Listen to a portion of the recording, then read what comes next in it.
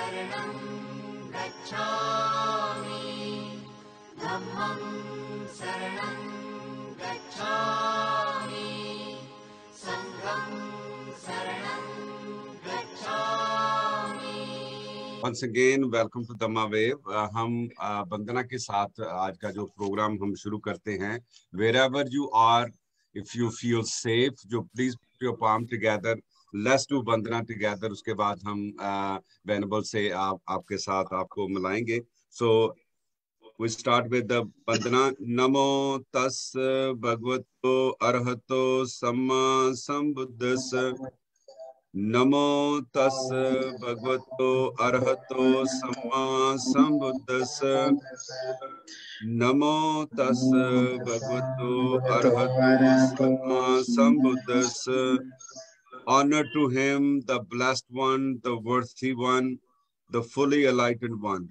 May all be healthy, happy, and peaceful. Sadhu, sadhu, sadhu. तो मैं अभी request करूंगा हमारे आदरणीय राजेंद्र कश्यप जी जो हमारे साथ दिल्ली से जुड़े हैं. जैसे आप जानते हैं कि हमारा जो नया सेगमेंट हमने बुद्ध एंड हिज धम्मा जो सेगमेंट शुरू किया है वो करते हैं एवरी अदर संडे को. सो मैं आदरणीय राजेंद्र कश्यप जी से रिक्वेस्ट करूंगा कि जो आज की प्रोग्राम की वो शुरुआत करेंगे. सो राजेंद्र जी, नमो बुद्धाय, जय Bhim, welcome to Dhamma wave. नमो बुद्धाय. वंदामी भंते जी. साध साध.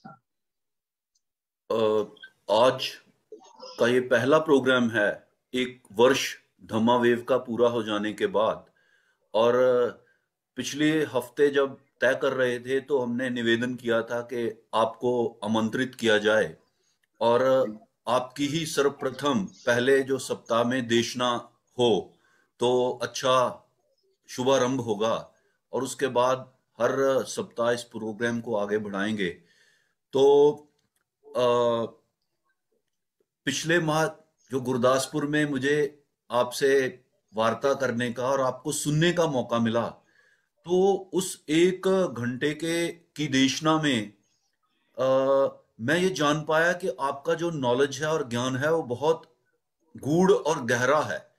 और क्योंकि इस जो सभा है वर्चुअल जो गैदरिंग है इसमें मुख्यतः पंजाब के लोग ही शामिल हैं और भारत के दूसरे प्रांतों के भी कुछ एक लोग हो सकते हैं. तो वहां पे जो स्थितियां हैं उसका जो एक परिप्रेक्ष्य है उसका जो 250, 300, 2500, 3000 साल का जो इतिहास है आपने उसकी भी उस देशना में बहुत ही अच्छे तरीके से विवेचना की कि कैसे सब जो पद्धतियां हैं वो धम्म से ही आगे बढ़ी हैं, पैदा हुई हैं और बाद में अलग अलग उसके फिरके बन गए हैं, उसके ग्रुप्स बन गए हैं.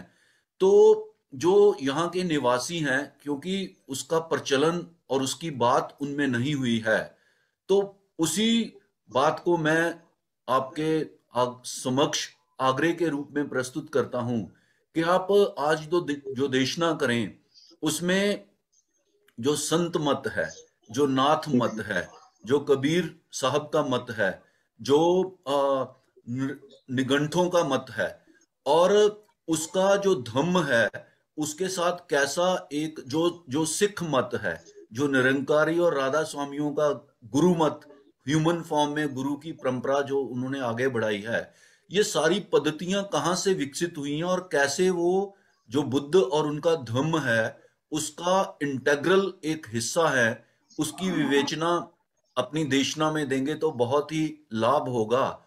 एक ये ज्ञान के बिंदु भंते जी सबके सामने आएंगे और उस पे जो मनुष्य का मन है वो उस पे चिंतन करने के लिए जरूर विवश होगा. विरदी साहब कह रहे थे कि भंते जी बहुत यंग हैं तो मैंने उनको बोला कि हाँ भंते जी बहुत जितने यंग हैं उतना ही गूढ़ उनका ज्ञान है. और आप सबके समक्ष प्रस्तुत करना चाहूंगा मैं कि भंते जी ने कई विषयों में मास्टर डिग्री प्राप्त की हुई हैं और अभी वो पीएचडी बुद्ध धम्म में कर रहे हैं.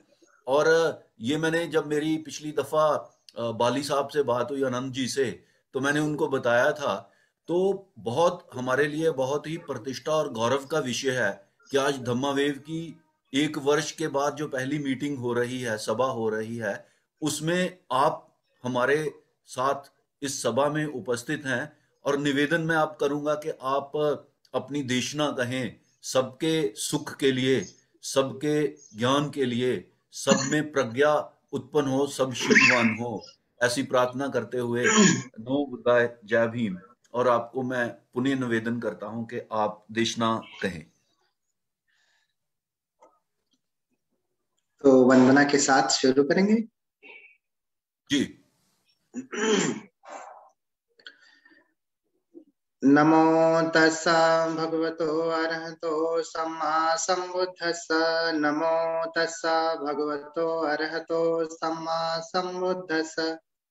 नमो तस्सा भगवतो अरहतो सम्मा सम्बुद्धस्सा।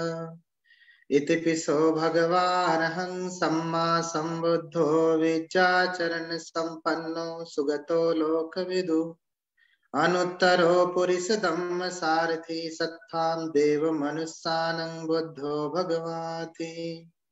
स्वाख्यातो भगवता धम्मो संदिठिको अकालिको एहि पस्सिको ओपन्नेको पच्चत्तं वेदितं वो विन्युहीति। सुपटिपन्नो भगवतो सावक संघो उजुपटिपन्नो भगवतो सावक संघो न्यायपटिपन्नो भगवतो सावक संघो सामीचिपटिपन्नो भगवतो सावक संघो। यदिदं चत्तारि पुरुष युगानि अट्ठ पुरुष पुंगला एष भगवतो सावक संघो। आहुनैयो पाहुनैयो दक्षिणैयो अंजलि करणीयो अनुत्तरं पुण्यक्षेत्रं लोकसादि। साधु साधु साधु।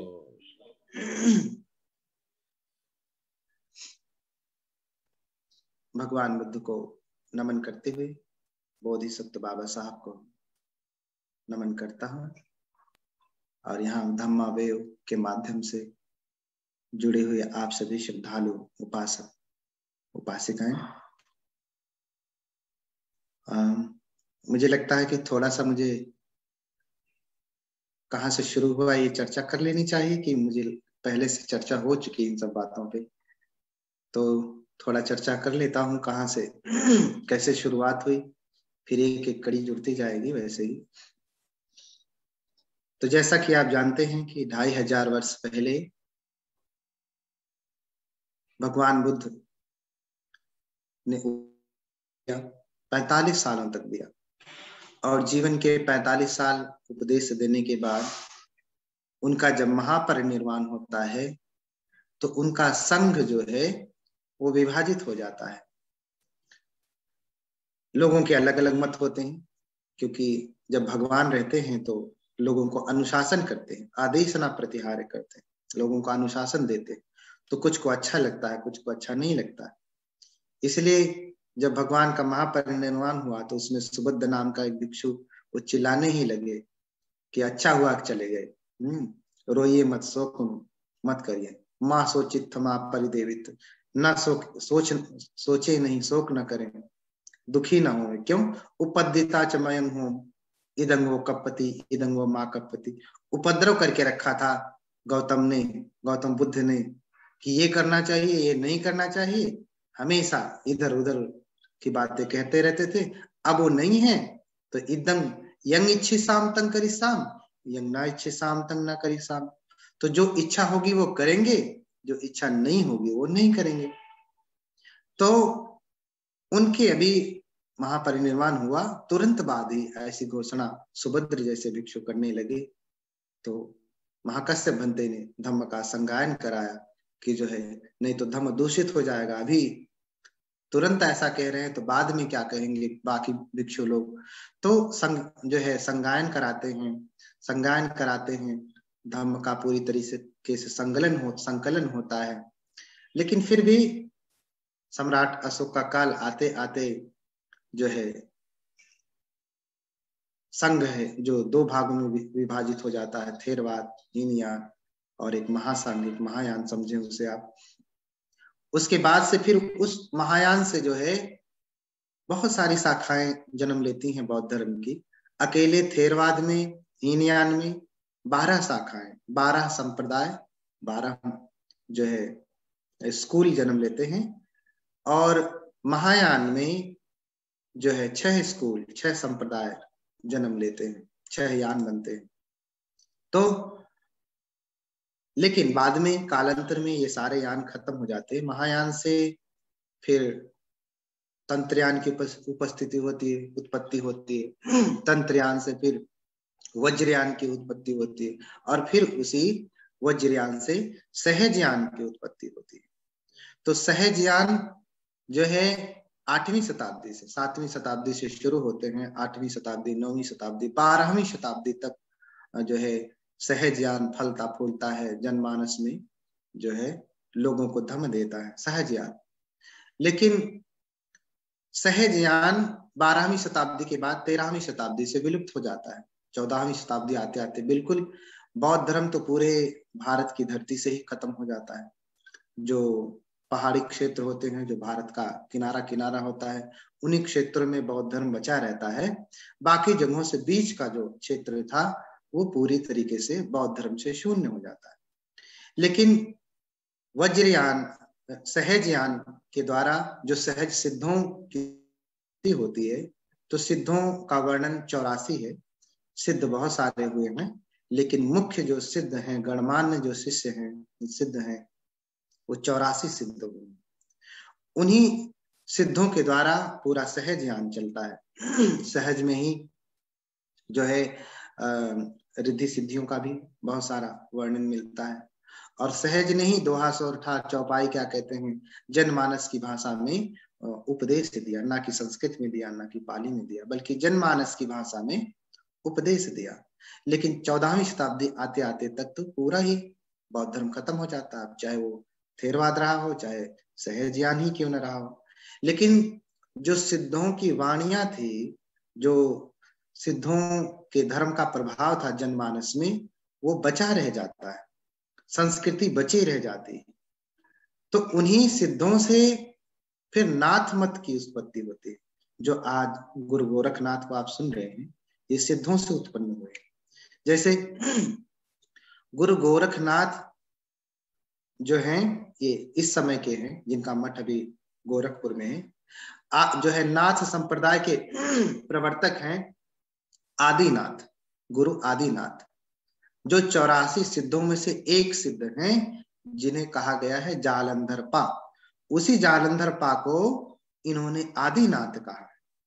और आदिनाथ के शिष्य हैं मत्स्येंद्रनाथ, जिसे मच्छेंद्रनाथ कहते हैं, मच्छिंद्रनाथ कहते हैं। ऐसे ही टूटे शब्दों में बहुत सारे नाम है, उनका शुद्ध नाम है मत्स्येंद्रनाथ। वो मत्स्येंद्रनाथ 84 सिद्धों में से, सहजयान के 84 सिद्धों में से एक सिद्ध हैं, जिनका नाम है मीनप्पा। अर्थ भी देख लें, दोनों का सामने है। मीन का अर्थ मछली होता है, मत्स्य का अर्थ भी मछली होता है। तो पा एक गुरुवाचक शब्द है। जैसे हम थेरवाद में अरहत होता है, विमुक्त पुरुष को पा शब्द लगाते हैं, तो पा ये लगता है मीनप्पा। और उन मत्स्येंद्रनाथ के शिष्य हैं गुरु गोरखनाथ। गुरु गोरखनाथ 84 सिद्धों में से वो भी एक सिद्ध हैं, जिनका नाम है गोरक्षपा। 84 सिद्धों में से एक। तो सहजयान से फिर सिद्धों की परंपरा शुरू। ये सिद्ध भी संत कबीर की तरह से, संत रैदास की तरह से ही जो है संत रहे। फिर इन्हीं सहजयान से एक तो नाथ मत की उत्पत्ति हुई है, और दूसरे इन्हीं सहजयान से संत मत की उत्पत्ति हुई है। संत मत जो है थोड़ा सा बाद में पैदा हुआ है। तो उस संत मत में सिद्धों की वाणियों के, जो सिद्धों के प्रभाव के साथ साथ नाथों का भी प्रभाव है। तो जितने भी संत हुए हैं, संत जो है कबीर हुए हैं, प्रमुख संत हैं, संत रैदास जी हैं, प्रमुख संत हैं, नामदेव हैं, चाहे गुरु नानक जी हैं, इन सब के ऊपर हमारे जो है सिद्धों के, संत सिद्धों का प्रभाव है, बुद्धों का प्रभाव है। कुछ कुछ बातें तो हूबहू संत कबीर और रविदास की मिलती हैं, कि जो भगवान ने पाली भाषा में कहा, उसे संत कबीर ने, संत रैदास ने अपनी भाषा में कह दिया, जैसे संत कबीर ने अपनी सदुक्कड़ी भाषा में, पंचमेल खिचड़ी में कह दिया, संत रैदास जी ने अपनी भाषा में कह दिया, एकदम हूबहू ऐसे ही कह दिया।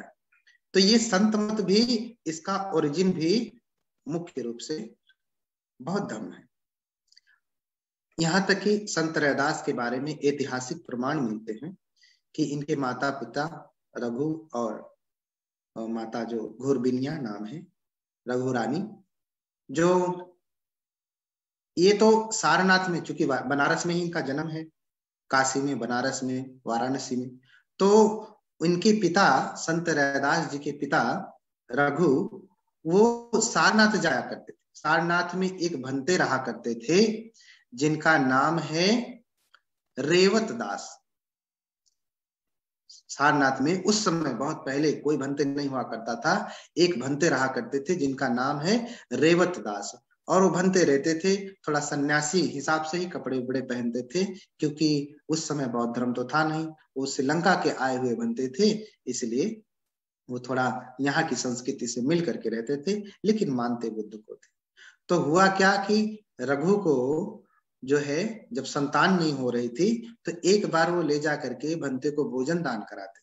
पूर्णिमा का दिन था, उपोषित रखते हैं, जो है व्रत रखते हैं अपनी पूर्णिमा के अनुसार, और जाते हैं भंते के पास, जो है उनको भोजन दान देते हैं और उनसे प्रार्थना करते हैं कि भंते हमें संतान, बहुत दिन हो गया अभी कोई संतान नहीं हुई, आप आशीर्वाद दें, मंगल कामना करें कि हमें एक संतान हो जाए, एक पुत्र पैदा हो जाए। तो संतों की वाणी में थोड़ी शक्ति होती है, उनका शब्द सिद्ध होता है कि जब कोई गुरु कहते हैं, कोई भंते कोई बात आशीर्वाद देते हैं, तो बहुत ऐसा समय है कि वो सच ही हो जाता है, वैसा हो जाता है। ऐसा क्यों है?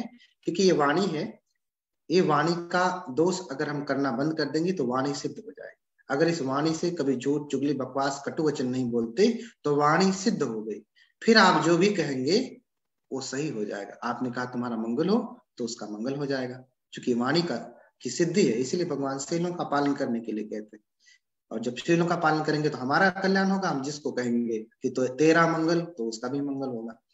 तो उन्होंने आशीर्वाद दिया कि ठीक है, मैं कामना करूंगा कि आपको जो है पुत्र रत्न की प्राप्ति हो, संतान पैदा होवे।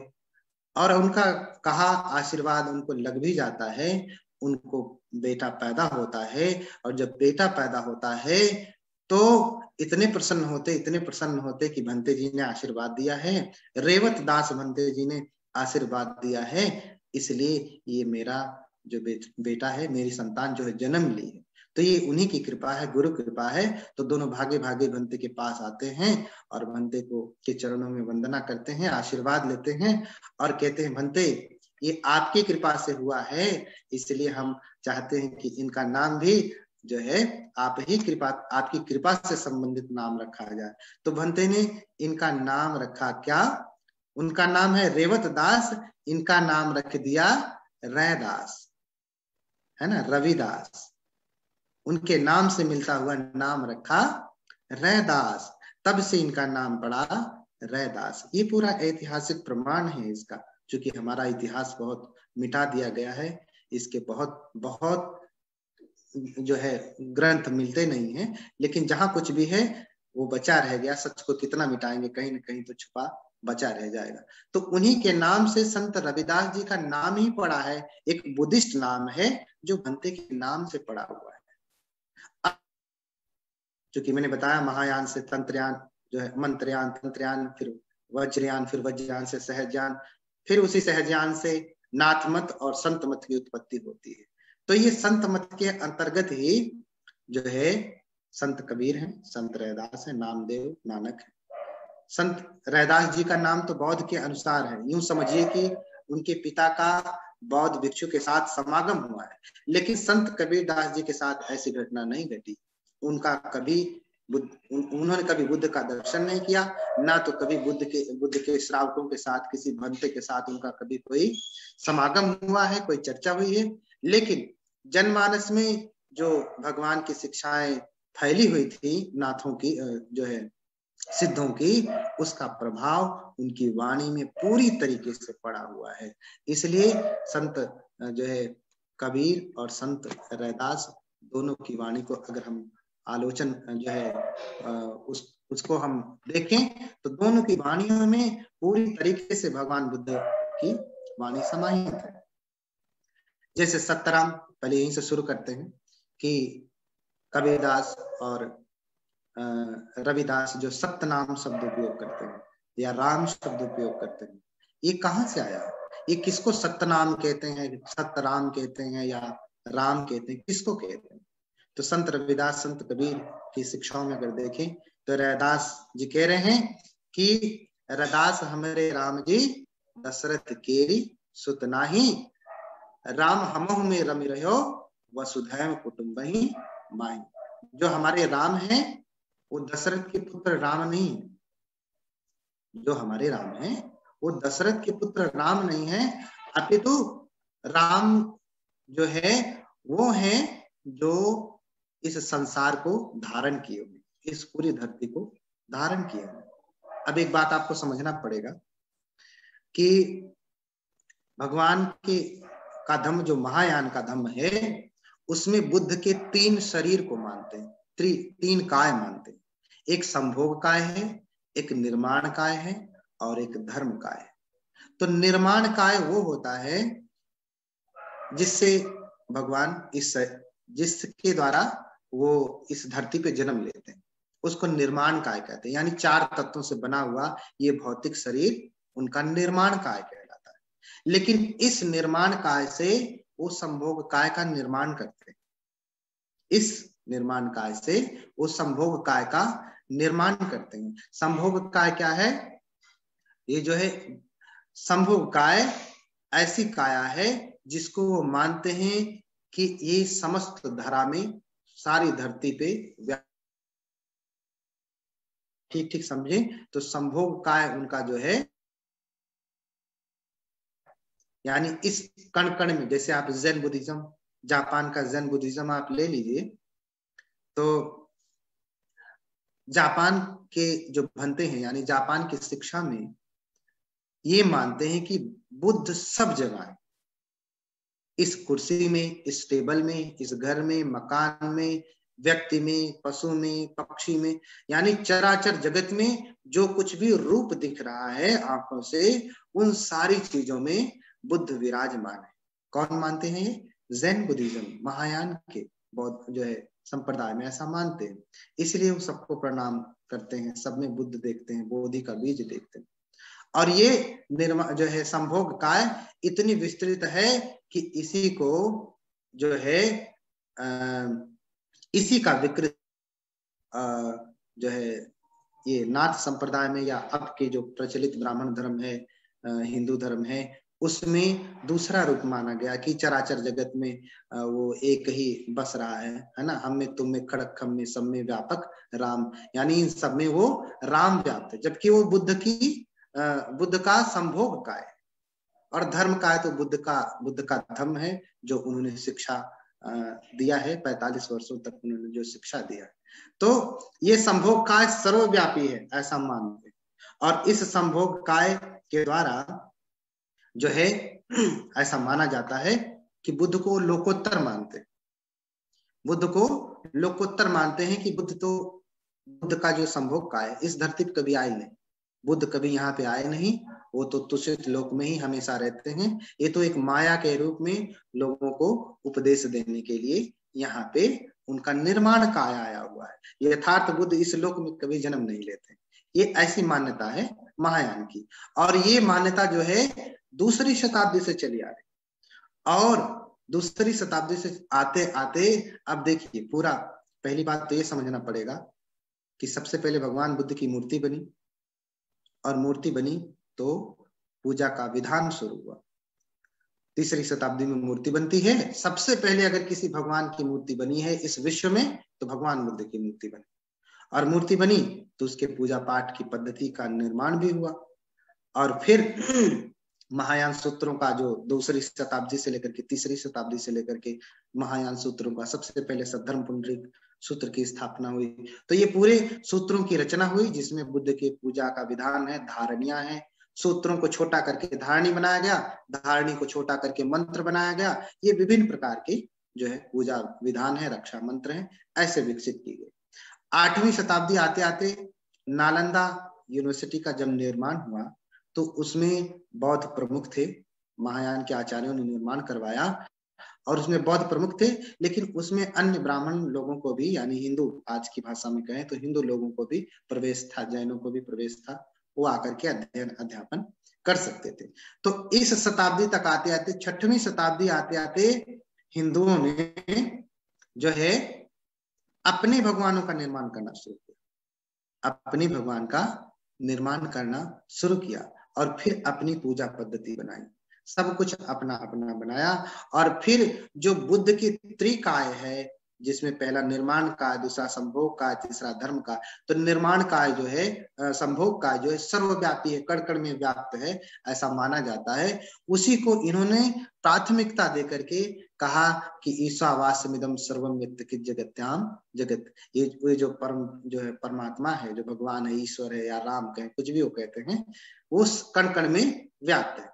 शब्दावली बदल दी, सब कुछ बदल दिया, लेकिन जो थीम थी, जो मतलब क्या कहते हैं, उसका जो भाव था वो वही रखा। भगवान का नाम बदल दिया, ईश्वर परमात्मा कुछ कहने लगे, अब और थोड़ा विकृत रूप हो गया। लेकिन जब ये शुरू हुआ था तो ऐसे शुरू हुआ था, क्योंकि कोई चीज पहले 1-2 करके शुरू होती है, फिर विकराल रूप धारण कर लेती है। तो अंत समय तक आते आते, संत कबीर तक आते आते बातें थोड़ी मोटी हो जाती।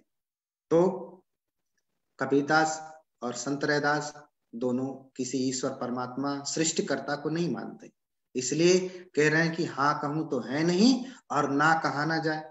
क्योंकि 14वीं शताब्दी में, जब 14वीं शताब्दी तक जब बौद्धों को कत्लेआम किया गया था, महंते लोगों को जो है मार दिया गया था, ऐसे विषम परिस्थिति में अगर वो कहें कि ईश्वर परमात्मा जगत का निर्माण करने वाला कोई है, तो हाँ कहूं तो है नहीं, तो वो है तो नहीं, और ना कहा ना जाए, ना कैसे कहूं, क्योंकि परिस्थिति ऐसी है, मेरा भी गला काट देंगे। इसलिए हाँ ना के बीच में साहेब रहा समय। कबीरदास कहते हैं कि इन दोनों के बीच में मध्यम मार्ग को धारण किए हुए संत कबीरदास दोनों को छोड़ करके जो है मध्यम मार्ग धारण किए हुए, ना हाँ कहना है ना ना कहना, क्योंकि हाँ कहेंगे तो सच में कोई है नहीं, ना कहेंगे तो जो है गला काट देंगे। तो ऐसा कोई निर्माण करने वाला, ऐसा कोई प्रभु भगवान माना ही नहीं, तो राम को वो ईश्वर परमात्मा कैसे मान सकते? इसलिए संत रविदास जी इसको और स्पष्ट कर देते हैं कि जो है रैदास हमारे राम जी दशरथ केरी सुत नाही, जो मेरे राम हैं वो दशरथ के पुत्र राम नहीं है, अपितु वो कौन है? वो तो जो वसुधा को धारण किए। हाँ, कबीर हमारे रैदास हमारे राम जी दशरथ केरी सुत नाही, राम हमहु में रमी रहो वसुधैव कुटुंब ही माई। राम तो हमारे भीतर रमा हुआ है, जो पूरे धरती में रमा हुआ, पूरी धरती पे बसा हुआ, यानी बुद्ध का जो संभोग का है वो कण कण में व्याप्त है। इसलिए देखिए सतनाम कहते, शुरू का जो शब्द है पहले का, आप संतवाणी संग्रह देखेंगे, पुरानी वाली संतवाणी संग्रह जो सन 60-70 में जो प्रकाशित हुई है, पुरानी वाली में देखेंगे तो उसमें राम क्या नाम है? सतनाम नाम है, ना कि सत्यराम। अब तो जो है सच्चराम कर दिया, राम ही कर दिया, सब कुछ हटा दिया। तो कबीरदास कहते हैं सतनाम निज औषधि जो है सतगुरु दई बताए, औषधि काय रुपए रही ताको वेदन जाए। सतनाम का नाम ले रहे हैं, और सतनाम को उन्होंने औषधि कहा, कहीं कहीं कहा कि सतनाम सबय ते न्यारा, कहीं कहीं कहा कि सतनाम सबय ते नारा। फिर संत रैदास जी कह रहे हैं कि सत्य गहे सतगुरु को चीने, सत्य नाम विश्वास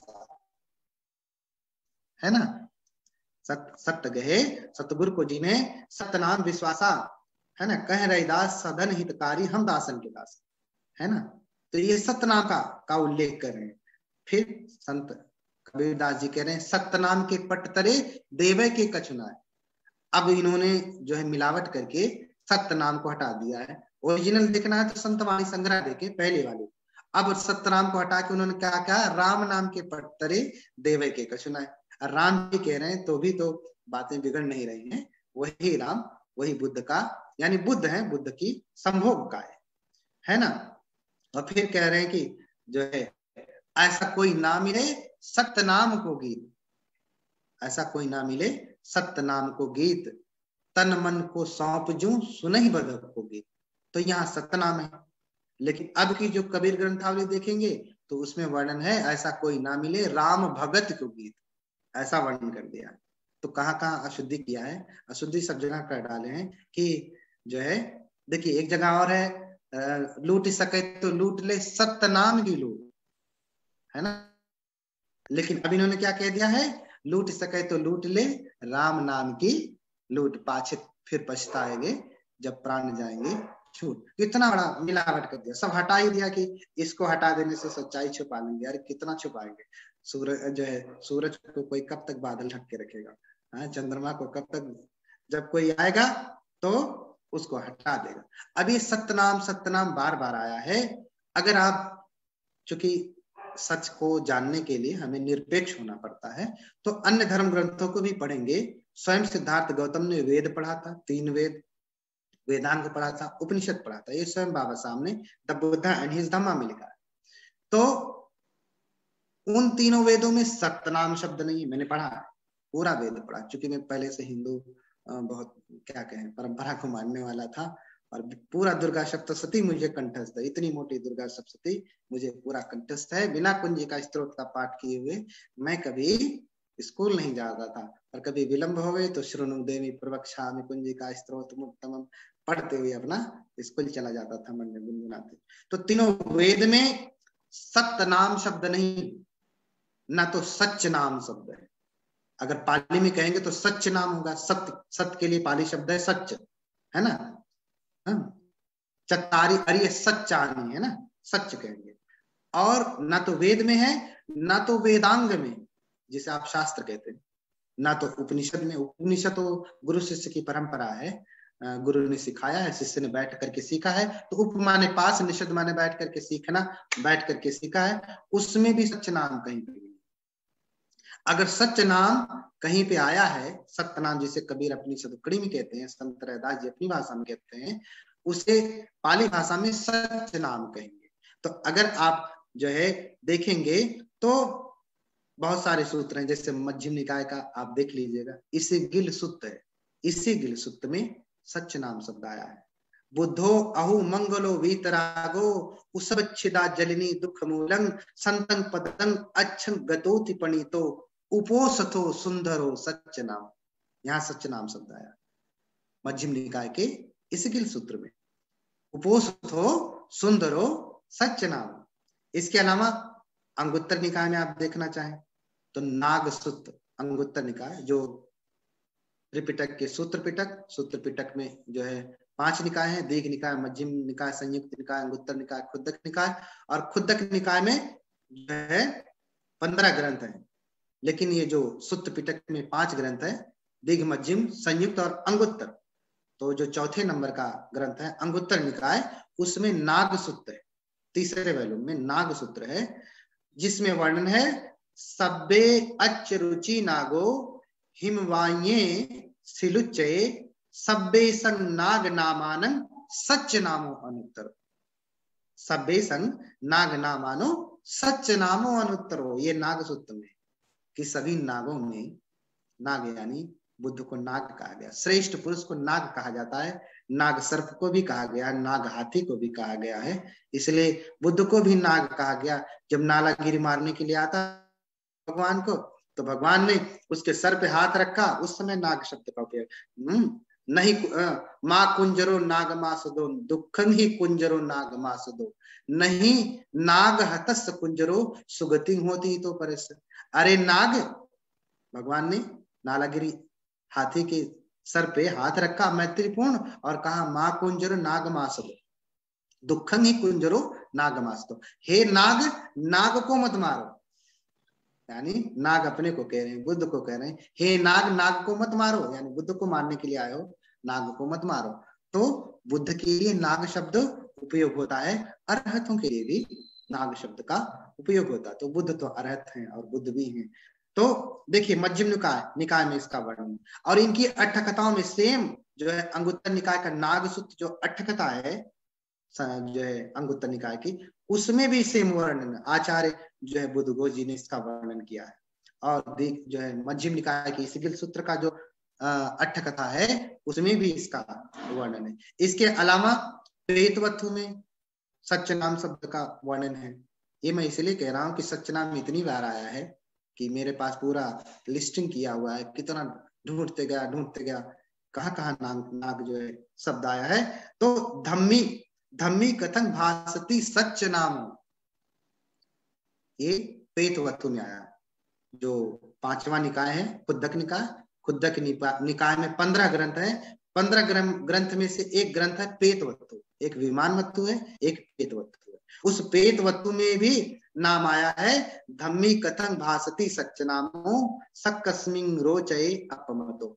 तो धम्मी कथन भासती जो सच्च नाम है, सच्च नाम कौन है? भगवान बुद्ध है। तो जो भगवान बुद्ध है वो धर्म की कथा कहते हैं, कोई दूसरी कथा नहीं कहते।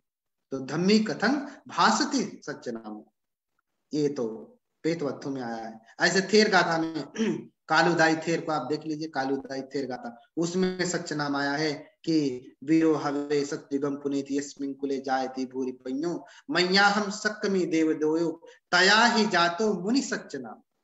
इसमें भी सच्च नाम शब्द आया स्वयं कालुदाई थेर। और ये सब 2500 वर्ष पहले की गाथा है, यानी जब बुद्ध सशरीर जिंदा थे उस समय ये सच्च नाम आया है। और मैंने पहले कह दिया कि स्वयं सिद्धार्थ गौतम बुद्ध बनने से पहले जो है 3 वेद पढ़े, वेदांग पढ़े, उपनिषद पढ़े, और उसमें किसी में भी सच्च नाम शब्द नहीं आया है। और अगर और बुद्ध के पूरे ग्रंथों में, बुद्ध की शिक्षाओं में ये सच्च नाम देख लीजिए कितनी बार आया है। और अगर हिंदू ग्रंथों में किन्हीं अन्य ग्रंथों में बाद में अगर आया है, पहले तो नहीं आया, बुद्ध के समय के कारण जो है जब तक बुद्ध जिंदा थे तब तक भी नहीं आया। तो अगर बाद में आया तो जाहिर सी बात है बुद्ध के बाद का ही आया, बुद्ध में पहले से। और इसके अलावा उदाई थेर, आप जो है उदाई थेर ने भी यही बात जो है कहा है कि सावे अच्च रुचि नागो हिम वैन्य सिलुच्चये सब्बे संग नागनामनो सच्च नामो अनुत्तरो। ऐसे करके नेति प्रकरण में शासन पट्ठान आप देख लीजिए, उसमें भी सच्च धम्म जो है सच्च नामो जिनो खेमो सब्बव विभु, उसमें भी सच्च नाम है। ऐसे करके बहुत लंबी पूरी लिस्टिंग है, सब जगह सच्च नाम है। कम से कम 50 ऐसी गाथाएं हैं जिसमें बुद्ध को सच्च नाम कह करके बुलाया गया है। अब देखते हैं ये सच्च नाम क्या है। संत कबीर ने, संत रैदास ने सच्च नाम निज औषधि कहा, सतगुरु दई बताए। तो ये सच्च नाम बुद्ध हैं, कोई और बुद्ध दूसरे सच्च नाम नहीं। देखिए संत रैदास जी कह रहे हैं, भाई रे राम कहाँ मोही बताओ। अरे भाइयों राम कहाँ है मुझे बताओ। हाँ, सत्य राम ताको निकट ना आओ। क्या कह रहे हैं? राम कहाँ है मुझे बताइए, और जो सत्य राम ताको निकट ना आओ, है ना। अब जाकर के अब की जो सटीक वाणी जो गुरु क्या नाम है संत रैदास जी की जो वाणी सटीक के रूप में है, गुरु अमृत वाणी के रूप में, उसमें है जो है सत्य राम ताके निकट ना हो। जबकि पुराने वाले में जो पहले का संकलन है संतवाणी संग्रह में, उसमें है सत्य राम ताके निकट ना हो। चूंकि संत कबीर और संत रविदास एक ही गुरु के शिष्य हैं और दोनों में एक ही धारा पनपी हुई, दोनों गुरु भाई हैं, है ना। और संत कबीरदास तो संत रैदास जी की बड़ी प्रशंसा भी करते हैं कि साधनमा रैदास संत हैं। अगर कोई संत है साधना करने वाले, यानी ध्यान में साधना में कोई अग्र संत कोई है, तो संत रैदास कोई जैसा कोई संत नहीं है। इसलिए तो भक्तमाल में उनको स्वीकार कर लिया, हाँ, मजबूरी में स्वीकार कर लिया, चाह नहीं रहे थे, लेकिन स्वीकार भी किया। तो बहुत लंबी कथा है, उसको बाद में चर्चा करेंगे। तो साधन में रैदास संत हैं, संत कबीर प्रशंसा करते हैं संत रैदास की, और दोनों की वाणी जो है एक जैसी है, दोनों में कोई भेद नहीं है। इस प्रकार से ये सत्य नाम कह रहे हैं। भाई रे राम कहाँ मोही बताओ, सत्य राम ताको निकट ना हो। एक तो कह रहे हैं कि राम कहाँ है, हाँ, जिस दशरथ पुत्र के राम की बात करें वहां कहाँ है, और सत्य राम जो है उसके पास ही नहीं जाते। राम कहते हैं जगत भुलाना सो या राम न होई। राम राम कहते कहते पूरा संसार भूल गया है, लेकिन ये तो वो राम नहीं है। कर्म अकर्म शुभाशुभ नाही करता वेद न सोई, है ना। ये कौन है कर्म अकर्म शुभाशुभ के परे जाने वाला?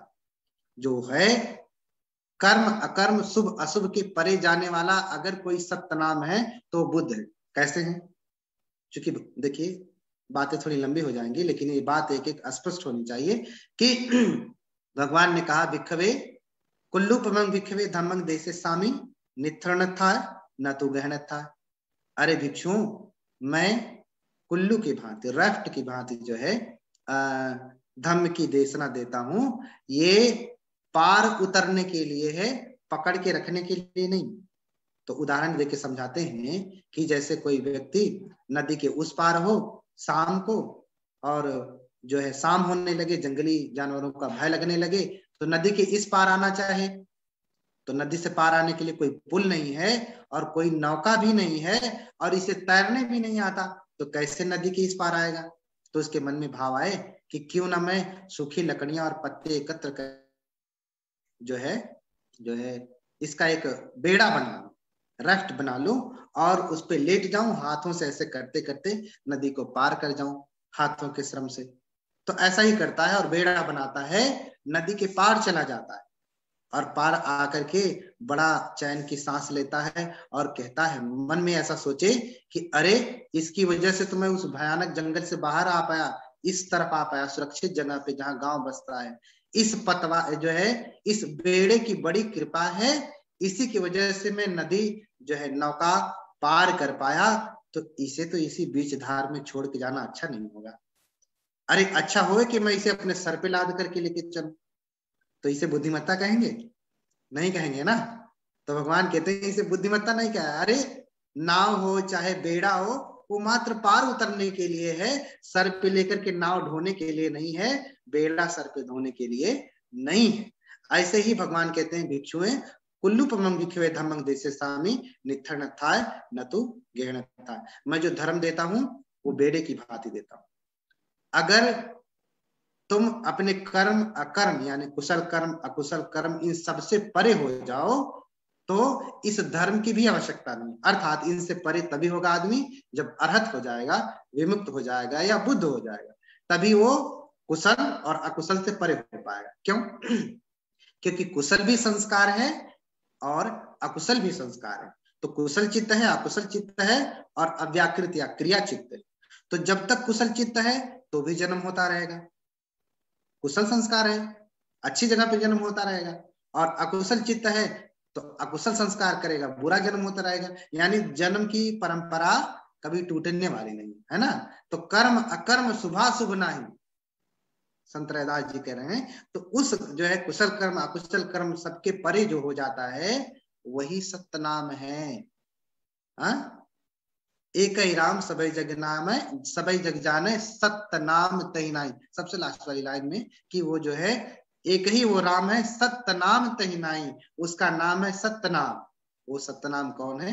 जैसा हमने पीछे देखा, वो हमारे बुद्ध हैं जिनका इन्होंने बार बार उल्लेख किया है। और अगर सर्वव्यापी के रूप में भी आप जो है उनको ले रहे हैं तो भी वो सत्य नाम जो है राम जो है एक संभोग काय के रूप में है, बुद्ध के शरीर के रूप में। अब इनकी शिक्षाओं के ऊपर मुझे लगता है कि मेरा समय खत्म हो गया। Well, you have 15 more minutes. अच्छा, तो अब उनकी शिक्षाओं के ऊपर जो है हम थोड़ा चर्चा करेंगे कि जो है संत कबीरदास और संत रैदास बहुत सारी बातें, जैसे उनका सतनाम भी बुद्ध से संबंधित है, उनकी शून्य समाधि बुद्ध से संबंधित है, उनके जाति पात खंडन करने का तरीका भी बौद्धों जैसा है। चाहे संत कबीर हो, चाहे संत रैदास हो, नामदेव हो, चाहे नानक हो। नानक और नामदेव को मैं अभी इसलिए नहीं जोड़ रहा हूँ क्योंकि उनको मुझे पहले शुरू से शुरू करना पड़ेगा, उनका इतिहास थोड़ा दूसरा है, उसको मैं कभी फिर जोड़ूंगा तो उनके इतिहास की जो है वो तो स्वयं है। गुरु नानक जी तिब्बत में रहे हैं, इसका पूरा इतिहास एक प्रमाण है। स्वयं भंते लोगों के साथ, लामाओं के साथ उन्होंने जीवन व्यतीत किया है, इसका पूरा प्रमाण है। तो उसकी चर्चा मैं दूसरी बार में करूंगा।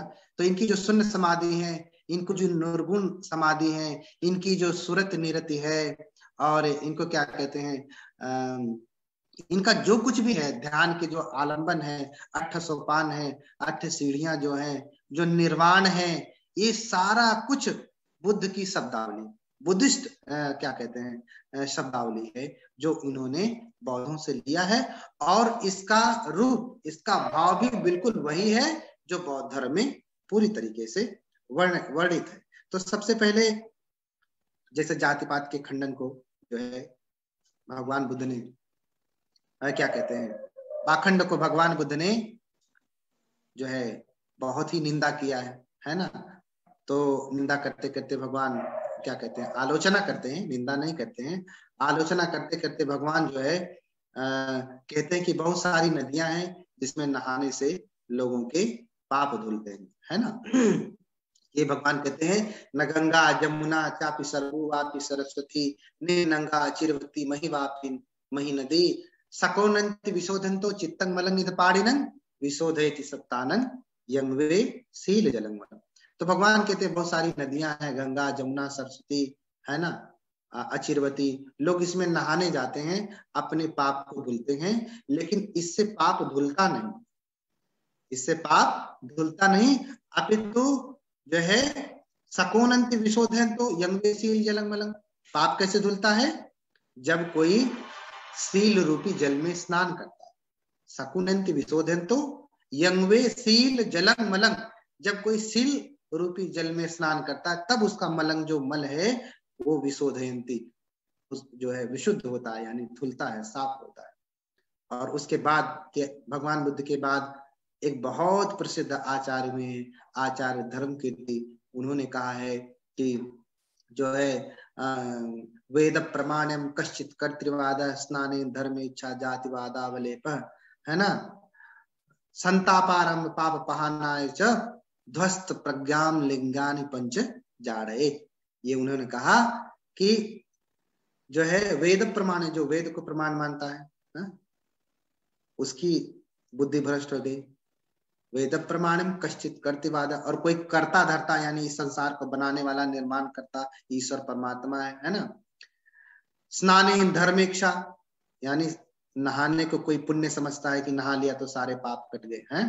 तो कबीरदास कहते हैं नहाए धोए क्या हुआ, जो मन मैल न जाए, अरे मील सदा जल में रहे धोए बास में। नहाने से क्या होता है, मछली तो हमेशा जल में रहती है, उसकी बास तक, उसकी दुर्गंध तक नहीं जाती, पाप क्या जाएगा, है ना। और वो कौन सा पाप करती है, जो है कि जो है मछुआरा उसको मार के लेके चला जाता है, बना के पका के खा जाता है। अरे गंगा में रह रही है तो उसके सारे पाप कट गए, उसे तो अपना पूरा जीवन बिता करके सुख पूर्वक उसी में मर जाना चाहिए, लेकिन वो तो मछुआरे के हाथ में लग जाती है। तो नहाने इस तो स्नान को अगर पवित्र समझते हैं तो ये भी ध्वस्त प्रज्ञा है ना। जातिवादा वाले पर, है ना, अगर जाति पात का उनके भीतर अहंकार है तो ये भी ध्वस्त प्रज्ञा नाम लिंगानी पंचजाड़े, ये जिनकी प्रज्ञा ध्वस्त हो चुकी है, भ्रष्ट हो चुकी है, उनके 5 लक्षण उन्होंने बताया। आचार्य धर्मकीर्ति ने बुद्ध के शब्दों को अपने शब्दों में कहा है। तो ऐसे जो है अब देखेंगे संत कबीर जो है संत रैदास जी कहते हैं कि बाहर खोजत का फिरे घट ही भीतर खोज, रैदास उन्मुख साध कर देखूं पिय की ओज। ये सब जो है बाहर खोजते हैं, जबकि अगर किसी को देखना है, सच्चा धर्म देखना है, तो भीतर उन्मुख लगा करके, ध्यान लगा करके उस धर्म की ओज को देखा जा सकता है, यानी सत्य नाम यानी बुद्ध का संभोग काय देखा जा सकता है। वो नहाने धोने से नहीं होगा, इसलिए कह रहे हैं कि बाहर उदक पखारिये भीतर विविध विकार, अशुद्ध कौन विध हुई हो कुंजर विधि व्यवहार। कह रहे हैं कि बाहर तो आप जाकर के नहा ले रहे हैं, पाप काट ले रहे हैं, लेकिन भीतर तो सारा पाप भरा हुआ है, वो नहाने से धुलता नहीं।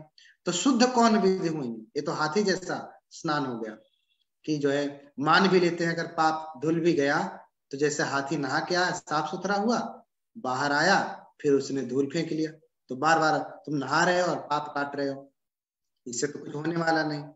तो चाहे तुम का मथुरा का द्वार का काशी हरिद्वार, रैदास खोजा दिल अपना तो मिलिया दिलदार। तो अगर द्वारका जा रहे हैं, मथुरा जा रहे हैं, काशी जा रहे हैं, सब जगह नहाने जा रहे हैं, पाप काटने जाने हैं, जो है तीर्थ करने जा रहे हैं, तो इससे कहाँ पाप कटने वाले हैं? इससे पाप कटने वाले नहीं है। अरे यही कारण तीर्थ जाहि रतन पदार्थ घट ही माई, ये संत कबीरदास जी कह रहे हैं कि जिसके लिए लोग तीर्थ जाते हैं, यात्रा करते हैं, है ना, वो सारा पदार्थ, वो सब कुछ तो हमारे अपने भीतर है, अपने इस शरीर में। तो कहाँ नहाने? तीर्थ कर कर जगमुआ डूबे पानी ना। तीर्थ करने जाते हैं, नहाने जाते हैं, और कुछ लोग तो उसी में डूब के ही मर जाते हैं। डूबे पानी ना, डूब के मर जाते हैं, गए पाप छुड़ाने और शरीर ही छोड़ दिए, है ना। तो कितना बढ़िया व्यंग्य करते हैं कबीरदास, जो है ज्ञानी होवे तो समझ जाए, है ना। कहे कबीर हूँ खड़ा उदास, तीर्थ बड़े की हरि के दास। कबीरदास जी कह रहे हैं कि मैं तो बड़ा उदास हूँ, सोच रहा हूँ कि ये तीर्थ बड़ा हो गया, कि यानी हरि राम जो कुछ उनका, बुद्ध के उपासना करने वाले, ऐसा समझिए, सत्य नाम, बुद्ध की संभोग काया को स्मरण करने वाले, ये बड़े हैं, धम्म पे चलने वाले बड़े हैं कि तीर्थ वाले बड़े हैं, है ना। मैं तो बड़ा उदास हूँ, सोचता हूँ किसको बड़ा मानूं, है ना। तो इसलिए कहते हैं जब तप दिखे थोसरा और तीर्थ व्रत बेसास, है ना। जो मुझे जप तप ये सब थोथा दिखता है, इसमें मुझे कुछ सार, कोई सार नहीं दिखता है। जितने भी तीर्थ हैं सब बेरुखे लगते हैं, बिना स्वाद के लगते हैं, बिना किसी काम के लगते हैं, है ना। इसलिए कहा कि अगर तीर्थ मानना ही है तो मथुरा दिल द्वारका काया काशी जान। अगर तीर्थ समझना है तो मन को समझ लो मथुरा, दिल को समझ लो द्वारिका, और शरीर को समझ लीजिए काशी। तो ये समझ लीजिए आपका तीर्थ। कुछ लोग तो संत रैदास जी, कबीरदास जी जो है कहते हैं कि कुछ लोग जो है जटा बढ़ा लेते हैं और क्या कहते हैं, पंख में लेट जाते हैं। इसको वो उस समय बहुत ये भक्ति प्रचलित हुई थी, और लोग कोई जटा बढ़ा लेता था तो भगवान ने आज से 2500 वर्ष पहले कहा कि ना नग्गचर्या न जटा न पंका ना सका ठंडिल साय कावा रज्जो वजल्लंग मुकुट कपधानंग शोधिंति मच्चो अब तीन कंकंग।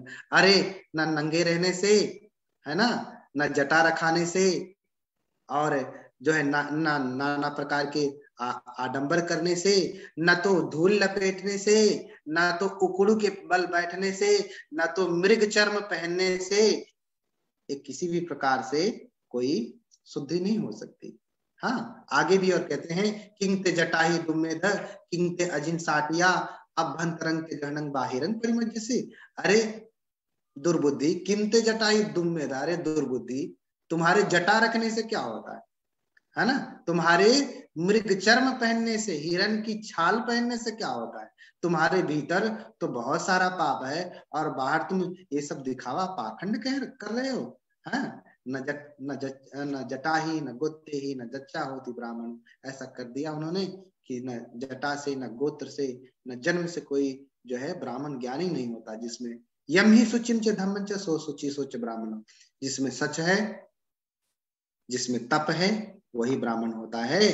तो इस प्रकार से उन्होंने बहुत सारी प्रकार की बातों को कहा। आगे संत रैदास और संत कबीरदास जी भी भगवान बुद्ध के इन्हीं वचनों को हूबहू बिल्कुल ऐसे कह दे रहे हैं कि जैसे लग रहा है कि भगवान से सुन रहे हो, और सुन करके अपनी सदुक्कड़ी भाषा में, अपनी जो है संत की भाषा में कह रहे हैं कि क्या जप क्या तप संयमा, जो है क्या तीर्थ व्रत स्नान। जैसे भगवान ने कहा ना नग्गचर्या न जटा न पंका, तो उसी बात को संत कबीरदास जी कह रहे हैं का नंगे का बांधे चाम जो नहीं चीने आत्म राम, है ना नग्गचर्या न जटा न पंका। उसी को संत कबीरदास जी कह रहे हैं। देखिए एकदम वही शब्द है, का नंगे का बांधे चाम, है ना। नंगे रहने से क्या, चाम लपेटने से, मृग चर्म लपेटने से क्या, जो नहीं ची नहीं आता, अंदर भीतर अपने समझते ही नहीं, अपने भीतर देखते ही नहीं। बुद्धत्व तो भीतर है, जिसे ढूंढ रहे हो वो भीतर है। इसलिए कह रहे हैं कि जो है क्या नाम है, मैं कहीं हूं नहीं, मैं ना देवल मैं ना काशी, ना मैं देवा ना मैं देवल ना मैं काशी, ना काबे कैलाश में, ना तो कोनो क्रियाक्रम में, ना जोग बैराग में। हाँ, खोजी होए तुरंत मिल जाऊं, पल भर की तलाश में। अगर खोजना चाहे कोई तो तुरंत मिल जाए, अगर एक पल की तलाश करे, लेकिन कहा बाहर नहीं। हाँ, बाहर उदक पकारी, हाँ, बाहर उदक पखारिए, भीतर विविध विकार। तो भीतर विकार है, बाहर खोजने से थोड़ी नहीं मिलेगा, अंदर ढूंढना पड़ेगा। अंदर के विकार को साफ करेंगे तभी तो भगवान का दर्शन होगा, यानी ज्ञान का दर्शन होगा। तो का नंगे का बांधे चाम, जो नहीं चीन्ह आत्म राम। अरे नंगे फिरे जोग जो होई, वन को मृग मुकत गए सोई।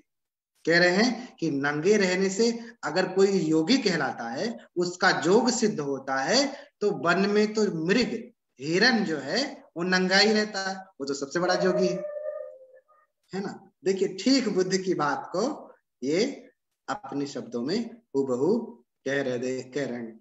और तो और उन्होंने थोड़ा और बातें आगे कहा, क्योंकि उस समय सिद्ध को भी नहीं छोड़ा, नाथ को भी नहीं छोड़ा, कि उस समय नाथ और सिद्ध ये सर मुड़ा के रहते थे ना, ब्राह्मण भी मुड़ा के रहते थे। कह रहे मूड मुड़ाए जो सिद्ध होई, तो सहजे भी स्वर्ग ही भेड़ न पहुंची कोई। कह रहे कि अगर सिर्फ सर मुड़ाने से कोई सिद्ध कहा जाए, तो भेड़ को तो हमेशा मुंडन किया जाता है ना। तो स्वर्ग ही भेड़ न पहुंची कोई भेड़ तो स्वर्ग नहीं जाती, उसका हमेशा मुंडन होता है। और मुंड मुड़ाने से कोई अगर सिद्ध हो जाए, तो भेड़ तो सिद्ध होना चाहिए। और इसी बात को आज से 2500 वर्ष पहले भगवान ने कहा कि ना मुंडकेन समणो अब भतो आलिकं बड़ंग, इच्छा लोभ समापन्नो समणो किम भविष्यति। अरे, मूड मुड़ाने से कोई श्रवण होता है क्या? जिसके भीतर इच्छा है, लोभ है, श्रवणो किम भविष्यति, क्या वो श्रवण होगा? ना, वो श्रवण नहीं होगा। तो वही कह रहे हैं, मूड मुड़ाए जो सिद्ध होई, स्वर्ग ही भेड़ न पहुंचे कोई। तो कबीरदास ने पाखंड जरा सा भी कहीं पे देखा, चाहे वो किसी में भी देखा, तो उसको उन्होंने छोड़ा नहीं। तो इस प्रकार से देखेंगे कि संत रैदास जी ने, संत कबीरदास जी ने बहुत जो है बात कही है। तो एक एक करके सारी बातों के ऊपर धीरे धीरे चर्चा करेंगे जी। मेरा समय भी समाप्त हो गया। आप लोगों ने बड़ी ध्यान से मेरी बातों को सुना, जो है बहुत बहुत धन्यवाद। बातें बहुत हैं कहने के लिए, फिर चर्चा की जाएगी कभी। जी जी जी, बहुत बहुत धन्यवाद वेनेबल, आपने जैसे पूरी कड़ी को जोड़ा है। तो वेनेबल 2-3 क्वेश्चन भी आए हैं, तो मैं एक सिंपल से क्वेश्चन से जो आज का क्वेश्चन जो सेगमेंट है मैं शुरू करूंगा। और क्योंकि हमारे लोग बुद्ध को पढ़ते नहीं हैं, बाबा साहब को पढ़ते नहीं हैं, लेकिन पढ़ने से बिना ही वो बहुत ऐसे क्वेश्चन हमारे सामने रख देते हैं जिनके सवाल का जवाब भी हम देते हैं, लेकिन फिर भी वो सेटिस्फाई नहीं हो पाते। तो एक छोटा सा सवाल, जो क्वेश्चन हमेशा हमें पूछा जाता है कि बुद्ध के आगे आप भगवान बुद्ध क्यों लगाते हैं? जैसे हम पढ़ते हैं तो हमें पता है कि जो भगवान जो शब्द है, सबसे पहले भगवान बुद्ध के साथ ही लगा, उनके नाम के साथ लगा। और जब भगवान की परिभाषा जब हम देखते हैं कि उस एक पाली का शब्द है, और तो आप थोड़ा सा इसके ऊपर बताएं कि जो भगवान शब्द है भगवान बुद्ध के साथ क्यों लगा? जी, देखिए, भगवान शब्द अगर जो है पाली में देखेंगे, तो पाली में भगवान शब्द नहीं है ना, एकदम एग्जैक्ट भगवान शब्द नहीं में है, भगवा। और अगर जो है भगवा शब्द को हिंदी में करेंगे तो वो भगवान हो जाता है। जैसे हम वंदना करते हैं, अभी किया हमने वंदना, इतिपिसो भगवा, हमने कहा अभी, इसमें ही भगवान आ गया है ना। और अनुस्मृति सूत्र में पूरा भगवा शब्द का वर्णन है। आप धजग सूत्र देख लें, उसमें तीनों वंदनाओं का वर्णन है। इतिपिसो भगवा, साक्षातो भगवता धम्मो, सुपटिपन्नो भगवतो सावक संगो, ये तीनों वंदनाएं बुद्ध धम्म संघ की जो है, क्या नाम है, धजग सूत्र में है, पूरा वर्णन है इसका। ये पूरा हमारे क्या नाम संयुक्त निकाय का सूत्र है, धजग्ग सूत्र, जिसमें ये पूरा वर्णन है, जहाँ पे भगवा शब्द आया है, बुद्ध की वंदना की गई। और नमो तस् भगवतो, ये भी कह रहे हैं, तो भगवत भी तो एक भगवान शब्द, उसे हिंदी में कहेंगे तो क्या कहें, भगवत कहिए। तो जैसे हिंदू लोग आजकल कथा कर रहे हैं, भागवत कथा, तो अगर हम कहते भगवत कथा चल रही है भगवान की, तो आपत्ति होने लगती है लोगों को।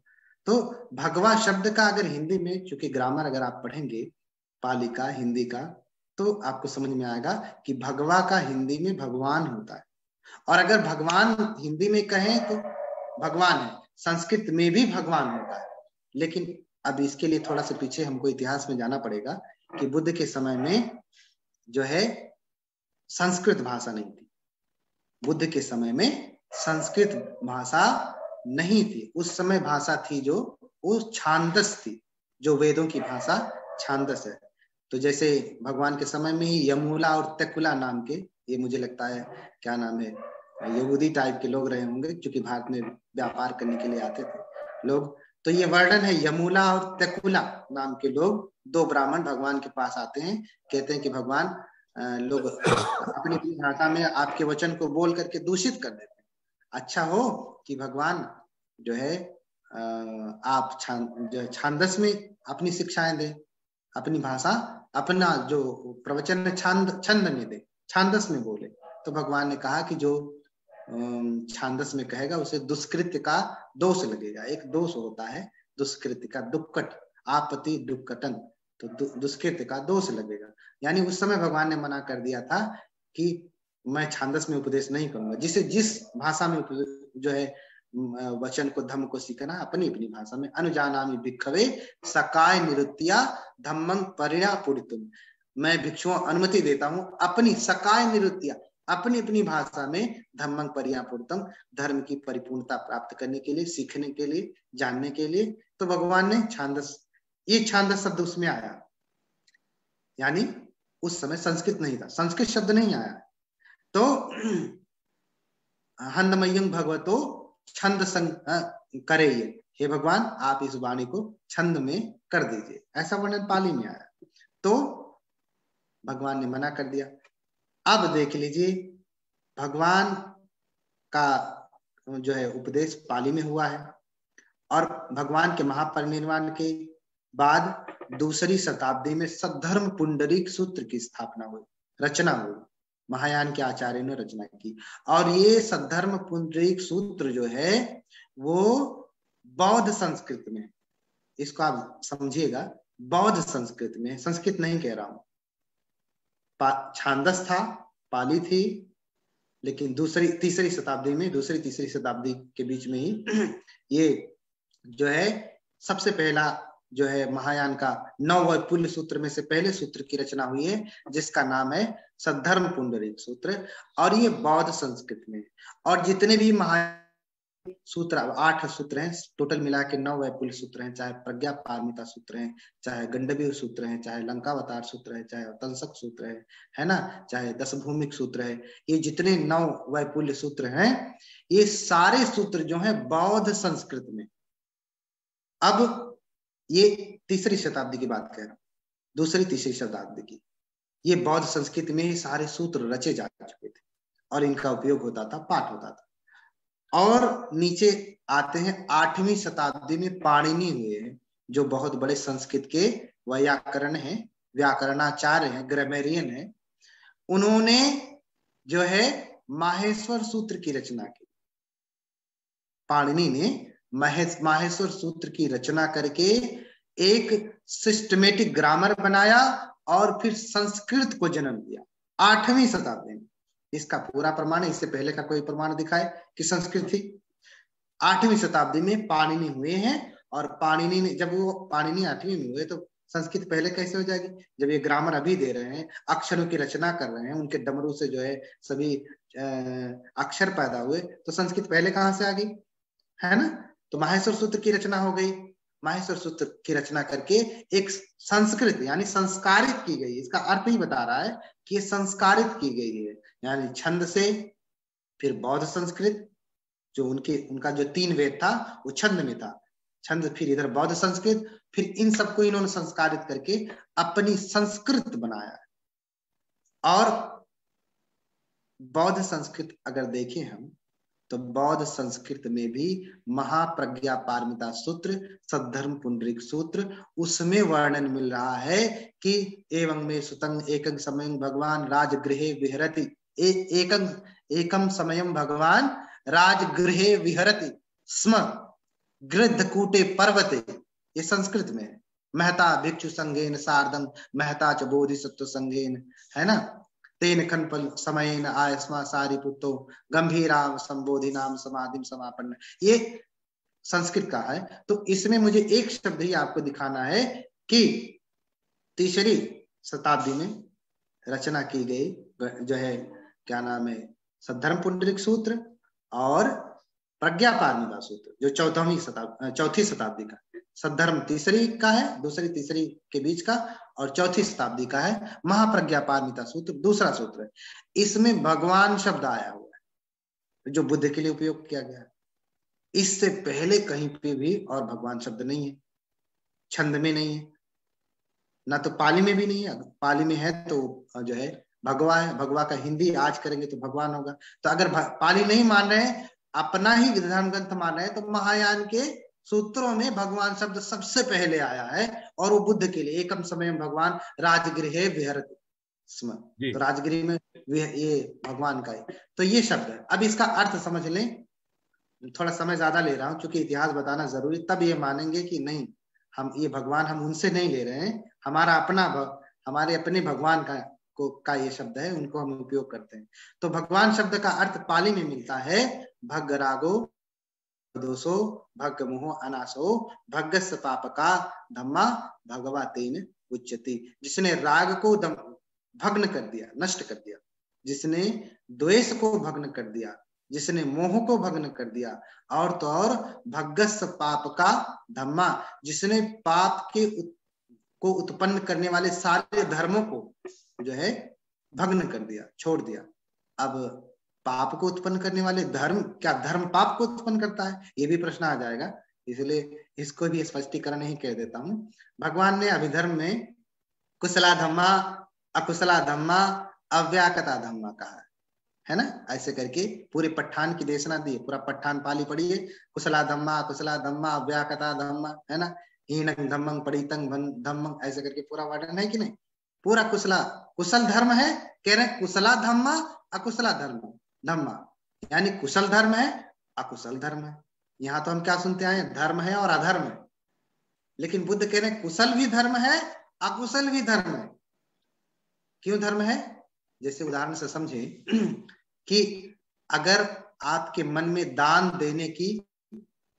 देने का कुशल धर्म पैदा हो रहा है, या आपके मन में पैदा हो रहा है, तो क्या कंजूसी का, मात्सर्य का कोई इंजेक्शन लगा देता है क्या, कि लो इंजेक्शन तुमको लगाता हूं, आपसे तू कंजूस हो जाएगा? नहीं ना। जैसे कुशल धर्म मन में पैदा हो रहा है, जैसे कुशल पैदा हो रहा है मन में, वैसे अकुशल पैदा हो रहा है। तो ये दोनों चित्त के धर्म है। धर्म यानी नेचर है, स्वभाव है, फेनोमिना है जो मन में पैदा हो रहा है। इसलिए भगवान किसको कहते हैं? भगरागो, भगदोषो, भगमोहो, अनासो, भगस पाप का धम्मा, जिसने पाप को उत्पन्न करने वाले सारे धर्म को नष्ट कर दिया हो, उसे भगवान भगवा तेन उच्यते। इन कारणों से उन्हें भगवान कहा जाता है ना। इसलिए इनको भगवान कहा गया। ये अगर महायान में देखेंगे तो भाग्यवान भगवतो यशः क्रियाचा उच्यते। जो भगवान जो भगवत हैं, वो यश कीर्ति आदि गुणों से युक्त हैं, इसलिए उनको भगवान कहा गया। यश कीर्ति आदि शब्दों से युक्त हैं, इसलिए उनको भगवान सब कहा गया। मोटे मोटे हम समझे, जिससे कहते हैं अरे वो तो बड़ा भाग्यशाली है, बड़ा भाग्यवान, बड़ा कीर्तिमान है, तो इसलिए उनको इन शब्दों में भगवान कहा गया है। तो दोनों अर्थ भी लेने तो दोनों बौद्ध शब्दावली है, और दोनों सारे धर्मों से पहले इसमें उपयोग हुआ है। तो इसलिए शब्द भी हमारा है, अर्थ भी जो मतलब बौद्ध का है, बुद्ध का है, सब कुछ हमारा है। किसी से उधार नहीं ले रहे हैं, दूसरों ने उधार लिया है। जी जी जी जी, बहुत बहुत धन्यवाद पंत जी, आपने बहुत अच्छी तरह एक्सप्लेन किया। और हमारे व्यूअर जो हमें देख रहे हैं लाइव और बाद में भी इसको रिकॉर्डेड यूट्यूब के ऊपर देख सकते हैं। तो बंते जी ने बहुत अच्छी तरह एक्सप्लेन किया। सो बंते जी, हमारे साथ मीनू धीर जी जो हमारे टीम मेंबर्स हैं, पंजाब से जुड़े हैं, उनके पास भी एक क्वेश्चन है, तो मैं रिक्वेस्ट करूंगा वो भी क्वेश्चन रख सकते हैं। उसके साथ ही हमारे साथ डॉक्टर सुधीर जो गुरदासपुर से, वो भी हमारे साथ जुड़े हैं। उन्होंने भी अपने कुछ उन्होंने हैंड रेज किया है, शायद उनका भी कोई सवाल है। तो मैं मीनू जी से रिक्वेस्ट करूंगा, मीनू जी प्लीज गो अहेड। वंदना भंते जी, जी नमो बुद्धाय। हाँ जी, भंते जी, मेरा मेरा नहीं, इवन हमारे सारे ही जो नए उपासक हमारे साथ जुड़ रहे हैं बुद्ध धर्म के साथ, तो उनके ये क्वेश्चंस हैं कि हम बुद्ध धर्म की जो दीक्षा है वो कैसे लें, और जो बुद्ध धर्म के दीक्षा लेने के नियम हैं वो क्या हैं। हालांकि इनके जवाब तो बहुत सारे मिल जाते हैं हमें, पर अगर आप मतलब एक्सप्लेन से थोड़ा सा बताएंगे तो वो मच बेटर रहेगा हमारे सबके लिए। तो प्लीज आप बताइए थोड़ा सा बुद्ध धर्म की दीक्षा के बारे में, बनते जी। देखिए, शुरू से करते हैं भगवान के समय से कैसे बुद्ध की शरण कोई जाता है ना। हाँ जी। कोई बुद्धिस्ट कैसे कहलाता था, है ना। हाँ जो जी बनते जी। जी बंते जी का शायद नेटवर्क, बंते जी ड्रॉप हो गए हैं। तो हाँ जी, बंते जी हमारे साथ फिर जुड़ रहे हैं। जी जी बंते जी, हाँ please unmute yourself Bhante ji. Unmute. ठीक है, अब सुनाई दे रहा है। पता नहीं क्यों कट गया था, जी जी नेटवर्क जी जी परेशानी। जी इस जी पे फोन भी आ रहा है ना, इसलिए। तो दीक्षा पहले कैसे होती थी भगवान के समय में, जो वर्णन मिलता है, कोई उपासक जो है भगवान के वचन को सुन करके अगर बहुत प्रभावित होता था तो खुद ही अपने आप से क्या कहता था। भगवान कभी नहीं किसी को कहे कि आ मेरी शरण आ, तुझे मैं तार दूंगा, आ मेरी दीक्षा ले ले, ऐसा हो जा। नहीं, आप ही तो उपासक यानी जो भी उनकी शरण जाना चाहता था वो स्वयं निवेदन करता था, एसो हं भन्ते भगवंतं शरणं गच्छामि धम्मं च भिक्खु संगं च उपासकं मे भन्ते भगवा धारेतुम अज्य तग्गे पाणुपेति शरणं गतम्। हे भगवान, मैं एसो हं भन्ते भगवंतं शरणं गच्छामि। देखिए यहाँ भी भगवान शब्द आ गया है ना। अरे भन्ते, मैं हे भन्ते, मैं भगवान की शरण, आपकी शरण जाता हूँ, भगवंतं शरणं गच्छामि, है ना। धम्मंच भिक्खु संगंच, धम्म और संघ की शरण जाता हूँ। आप मुझे आजीवन प्राण रहने तक अज्य तग्गे पाणुपेति शरणं गतं भन्ते उपासकं में भगवा धारेतु। आप मुझे आजीवन प्राण रहने तक उपासक के रूप में स्वीकार करें, बस ये दीक्षा हो जाती है ना। और भगवान, सुनिए आगे बता रहा हूँ, अभी आगे चल रहा हूँ जी। और जो भंते लोगों का कैसे होता था, जैसे वक्कली को भगवान उपदेश करते हैं, अन्य किसी को कहते हैं, जैसे सुनित भंगी का भगवान ने कैसे जो है दीक्षा दिया, भंते की दीक्षा कैसे दिया, सिर्फ कह दिया ए ही भिक्षवे, क्या कह दिया, आओ भिक्षु, आओ भिक्षु, ए ही भिक्षवे, आओ भिक्षु, इतना कह दिया, बस उसकी उनका सन्यास हो गया, एक शब्द मात्र से ही सन्यास हो गया। लेकिन बाद में भगवान से पूछा गया कि कैसे जो है दीक्षा देनी चाहिए, तो उन्होंने बताया त्रिशरण गमन करा करके, उनको उकड़ुक के बल बिठा करके त्रिशरण गमन करा करके उनको पंचशील आदि दे करके दीक्षा देनी चाहिए। तो जो है ट्रेडिशनल बौद्ध जो देश है आज भी दीक्षा त्रिशरण और पंचशील दे करके करते हैं। लेकिन हम भारतवासी लोग, क्योंकि हम लोगों के देश की जो स्थिति है वो अन्य देशों जैसी नहीं है। यहाँ तो जाति पात है, ऊंच नीच है, पाखंड है, अंधविश्वास है, आडंबर है।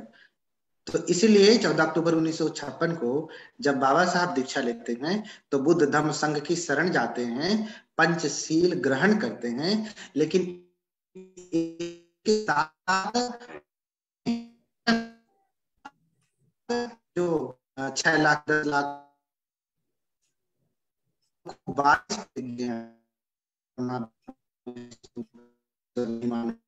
है ना, ऐसे करके पूरे 22 प्रतिज्ञाएं हैं वो उन्होंने दिया। लेकिन चौथी प्रतिज्ञा के बाद से जो प्रतिज्ञाएं शुरू है कि मैं आजीवन शील का पालन करूंगा, मैं पारमिताओं का अभ्यास करूंगा, है ना, ऐसे करके अगर देखा जाए तो बाकी के जो 18 प्रतिज्ञाएं हैं वो पूरी तरीके से मैं जो है आर्य अष्टांगिक मार्ग का पालन करूंगा। तो ये सब जो है बौद्ध धर्म की शिक्षा का पालन करने के लिए बाबा साहब प्रेरित कर रहे हैं। बस ऊपर की 4 जो है आडंबर, पाखंड, ब्रह्मा विष्णु महेश, गौरी गणपति को छोड़ने के लिए के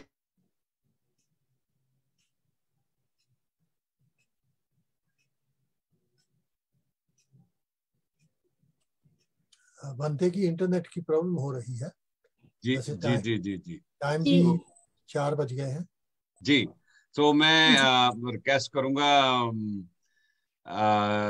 बिरदी साहब, अगर if you can carry on this and and up this question, थोड़ा और एक्सप्लेन कर सकते हैं तो। और उसके साथ ही मैं चाहूंगा अपने डॉक्टर सुधीर कुमार जी भी हमारे साथ हैं, वो भी कोई क्वेश्चन या सजेशन रखना चाहते तो हम उनसे भी जरूर बात करेंगे। तो Birdi Sahab, in short if you want to complete this question. देखो, भंते जी ने भी वही कहा जो मैं लोगों को कहता हूँ, मैं कुछ और ढंग से कहता हूँ कि भाई हमें दीक्षा लेने की जरूरत ही नहीं है, हम तो पहले ही बुद्धिस्ट हैं और हम कन्वर्जन नहीं हो रहे, हम तो अपने घर वापसी पे जा रहे हैं। तो ऐसे कुछ लफ्ज हैं, अब भंते जी आ गए हैं, वो कहेंगे। भंते जी आवाज अनम्यूट। मैं बात कहने वाला था, तो मैं अनम्यूट हूँ, बात कट गई। ये आनंद जी ने कहा किया होगा। आपने जो है you have spoken my mind, मेरे की बात कही। मैं भी यही कहने वाला था अभी अंत में। हाँ मीनू जी, आप थोड़ा म्यूट रहे। बनते जी, हाँ बनते जी, यू आर म्यूटेड अगेन।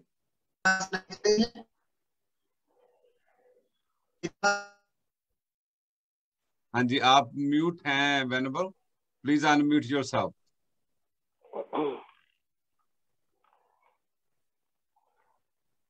बनते की इंटरनेट की प्रॉब्लम आ रही है। नहीं, म्यूट नहीं है। हाँ जी वेनेबल, कैरी ऑन प्लीज। आपकी वीडियो नहीं आ रही, लेकिन आप प्लीज आप कंटिन्यू रखें क्योंकि हमारे पास 10 मोर मिनट्स हैं। अच्छा, आवाज आ रही है ना? हाँ जी, आवाज आ रही है वेनेबल।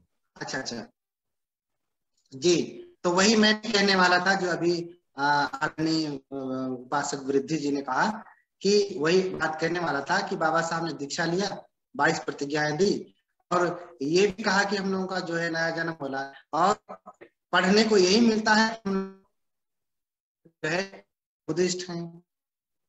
ने पहले ही दीक्षा हमारे दादा परदादा यानी हमारी सब पीढ़ी पहले से बौद्ध रहे हैं, तो बस आप उस धर्म को भूल गए तो फिर आते हैं त्रिशरण गमन धारण करके हम जो है जा सकते हैं। चाहे तो 22 प्रतिज्ञाएं ग्रहण करें परिस्थिति के अनुसार। वैसे भी अगर आप बौद्ध धर्म स्वीकार करते हैं तो 22 जो 64 मिथ्या दृष्टि जो है 5 मिथ्या दृष्टि भगवान ने बताया है, उसमें अपने आप ही आ जाएगा। बाबा साहब ने तो 3 ही का 4 ही का। जी जी जी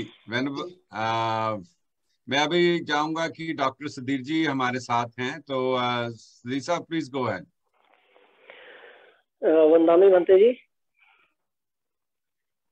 जी डॉक्टर साहब, मेरा प्रश्न है कि जैसे आज का पूरा जो आपका ये जो संदेश था, ये प्रवचन था, ये बहुत ही ज्यादा जानकारी से भरपूर और वो सभी परतें उधेड़ रहा था कि कैसे कैसे सारी मिलावट हुई है। तो मैं कुछ अपने महापुरुषों के जो शब्द हैं जो गुरु ग्रंथ साहब में भी शामिल हैं और उन्हीं का हवाला दे के बात करने लगा हूँ कि उनके जब वो शब्द हमारे मेजॉरिटी लोग पंजाब में, जहाँ पे आप जानते हैं कि गुरदासपुर में भी बात हुई थी कि यहाँ पे गुरु रविदास जी और सतगुरु कबीर साहब जो हैं, यहाँ जो हमारे सिख भाई हैं जो हमारी ही कम्युनिटी से मेजॉरिटी हैं, तो वो उनसे मुतासिर हैं। उनको वो मानते हैं कि वही सही है, क्योंकि हमारे जो महापुरुष हैं उनकी कुछ वाणी जो है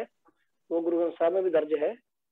तो बहुत सारी ऐसी है जो नहीं दर्ज है, जैसे आपने इतना कुछ बताया उनको उसके बारे में ज्यादा जानकारी नहीं है।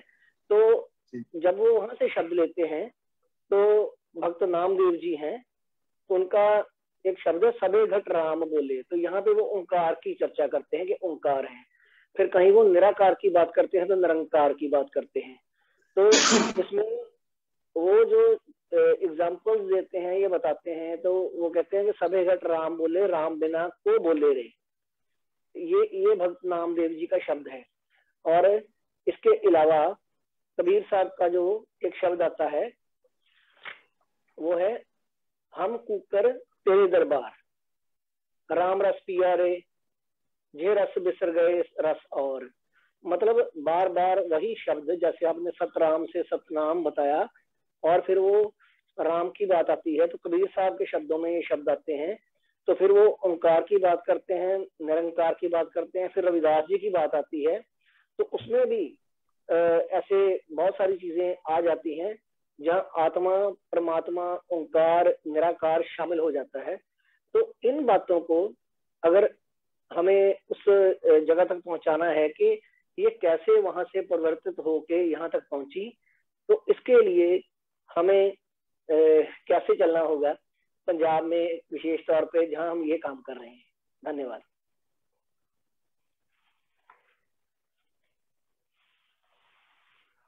ये बंते जी आप सुन पा रहे हैं? जी जी बंते जी। मुझे सुनाई नहीं दे रहा था जी। इधर थोड़ा नेटवर्क की परेशानी होने लगी मुझे लगता है, पता नहीं क्यों। हाँ जी हाँ जी, थोड़ा मैं नेटवर्क। दोबारा पूछ सकता हूँ, कोई प्रश्न दोबारा पूछ सकता हूँ? मंत्री मेरी आवाज आ रही है? बंते जी आप डॉक्टर सुधीर को सुन पा रहे हैं? नहीं उनका। हाँ जी जी जी। आई थिंक मुझे नेटवर्क आवाज का। नहीं आ रही, पता नहीं क्या। अच्छा, मेरे को लगता है कि नेटवर्क का बनते इशू। हम आपको सुन पा रहे हैं बनते।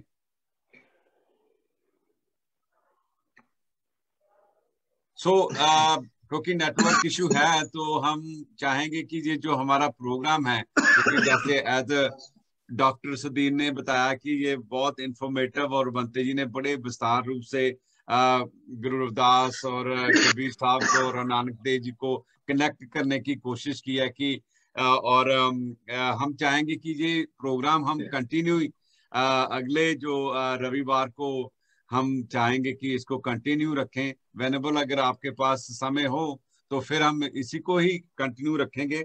उस प्रोग्राम के अंदर मैं रिक्वेस्ट करूंगा कि बहुत सारे जो सवाल हैं, जो क्वेश्चंस हैं हमारे, वो क्योंकि नेटवर्क के इशू के कारण हम पूछ नहीं पाए बंते जी से।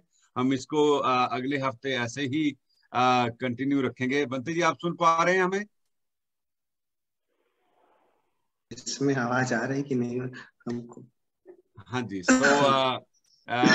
सो आज क्योंकि समय भी बहुत हो गया है, सो नेटवर्क इशू, तो मैं आदरणीय हरबंस बेदी जी से रिक्वेस्ट करूंगा कि जो आज प्रोग्राम हम विद ब्लेसिंग के साथ हम आज का जो प्रोग्राम यहीं पे समाप्त करेंगे। उसके साथ साथ मैं बताना चाहूंगा कि बेदी साहब आप मेरे को सुन पा रहे हैं? Yes, loud and clear. So जैसे क्योंकि फरवरी का जो महीना है वो हमारे। हाँ जी। अरे उपासक जी आपको समझ में नहीं आता क्या? फोन काट रहा हूँ, अभी लाइव प्रवचन चला, बीच बीच में आप डिस्टर्ब कर दे रहे हैं हमेशा।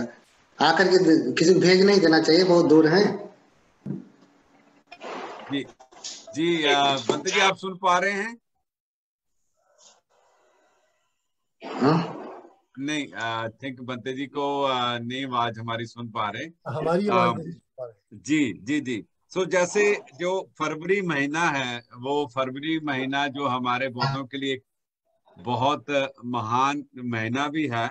मैं चाहूंगा कि बिरदी साहब उसके बारे में 1 मिनट बात भी करेंगे। तो जैसे मैं बताता जाऊं कि ये फरवरी जो माघी पूर्णिमा बौद्धों के लिए हम मनाई जाती है।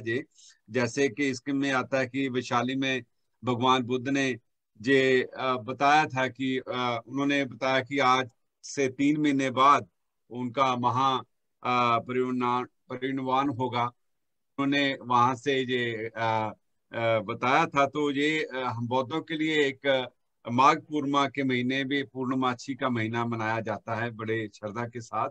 और मैं जो इम्पोर्टेंस जो है इस महीने के अंदर, तो मैं बिरदी साहब से रिक्वेस्ट करूंगा कि वो 1 मिनट में वो उसके बारे में बताएं, और उसके साथ ही आज ब्लेसिंग दे के आज का जो प्रोग्राम हम यहीं पे समाप्त करेंगे। आनंद जी, ये बातें मैंने मीनू को दी है, तो उन्होंने उम्मीद है रिहर्सल की होगी, तो उनको कहने दो। जी जी मीनू जी, गो अहेड। हाँ, ये काम हम यंगस्टरों को करने देंगे। जी जी थैंक यू अंकल जी।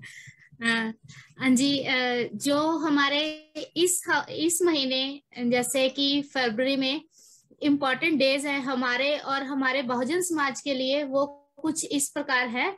जैसे 2 फरवरी 1915 को सूबेदार रामजी अंबेडकर जी का निर्वाण हुआ था, जो कि बाबा साहब के पिताजी थे।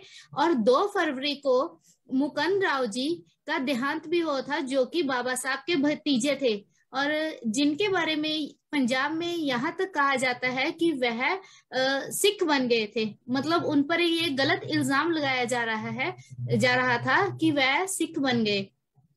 और जो कि राज रतन जी पंजाब में कई बार आ चुके हैं, उनके मुकुंद जी राज रतन जी के दादाजी थे।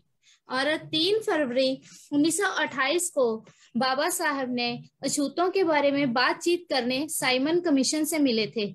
पर हिंदू लीडरों ने ये कहा कि वो साइमन कमीशन को गो बैक का नारा दिया उन्होंने, कि वो बाबा साहब ने कहा है कि आप गो बैक हो जाएं यहाँ से।